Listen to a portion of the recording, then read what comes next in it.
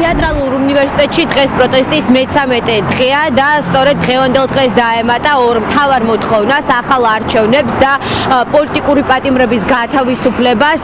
რექტორის გადადგომის მოთხოვნა, ეს გადაწყვეტილება სტუდენტებმა მას შემდეგ მიიღეს, რაც უკვე თითქმის 2 კვირის განმავლობაში რექტორისგან ვერ მოისმინეს ვერც ერთი სიტყვა, თუნდაც ანდრო ჭიჭინაძის მხარდასაჭერად და სხვა რეჟიმის ტყვეების გათავისუფლების მოთხოვნასთან დაკავშირებით. გარდა ამისა, ახალი არჩევნების ჩანიშვნის მოთხოვნის ბანერი იყო გადმოფენილი, რომელიც რექტორმა ჩამოხსნა.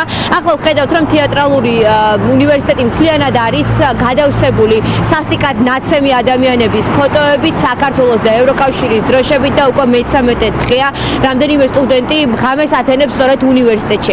დღეს მოვიდნენ მათთან ხელოვნებად მცოდნეები, ლექტორები და სწორედ ახლა მიმდინარეობს საუბარი იმასთან დაკავშირებით, როგორ უნდა გაგრძელდეს პროტესტი, როგორ ხედავენ ამ პროცესის ადამიანები, ვინც კარგად იცნობენ რეჟიმს და შესაბამისად აი ამ შეხვედრის დასრულების შემდეგ ძალიან საინტერესო იქნება როგორც ხელოვნებად მცოდნე ლექტორების, ასევე სტუდენტების ინტერვიუების მოსმენა. ასევე გეტყვით იმასაც, რომ რამდენიმე დღეა ხელოვნურ ბარიერებს უქმნის სტუდენტების ნაწილს ადმინისტრაცია, მათ შენობაში აღარ უშვებს მიუხედავად იმისა, რომ თეატრალური უნივერსიტეტის მოქმედი სტუდენტები არიან და ცხადია ეს არის რეპრესიები, რომელსაც ადმინისტრაცია ატარებს, რადგან სხვა ვერანაირი ახსნა ვერ ექნება იმას, რატომ შეიძლება აბრკოლებდეს ამ ადამიანების შენობაში შესვლას ადმინისტრაცია.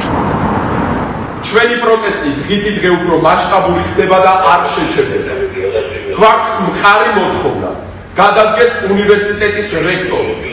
ჩვენთვის მნიშვნელოვანია უნივერსიტეტში თავისუფალი სიტყვა ჟღერბოს. სტუდენტების ერთიანობა კი ამ ბრძოლაში უმნიშვნელოვანეს როლს ასრულებს. სოლიდარობას ვუცხადებთ ბათუმის ხელოვნების უნივერსიტეტის დეკანსა და სტუდენტებს, რომლებიც რეპრესიულმა რეჟიმმა უკანონოდ დააკავა.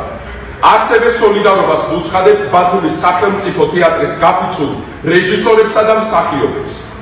გვითხოვთ ხელახალ არჩევნებს და ყველა უკანონო დაკავებული ადამიანის გათავისუფლებას. გადადგეს ჩვენი რექტორი, ჩვენი უნივერსიტეტის რექტორი, იმიტომ რომ ფაქტია ის, რომ ვერ ახერხებს ეს ადამიანი გაუძღვეს უნივერსიტეტს და ელემენტარული ვერ ახერხებს სტუდენტებთან ლაპარაკს. ეგრეთ წოდებული მუქარა, რომ თქვენ აქ რო 10-ზე მეტი შემოხვიდეთ, რაღაც მოხდება, რასაც ჩვენ თავიდანვე ვამბობდით, რომ აბსურდი იყო, ფაქტად დარჩა აქ აბსურდად, რომ გუშინ არაფერი არ მოხდა და ვისაუბრეთ.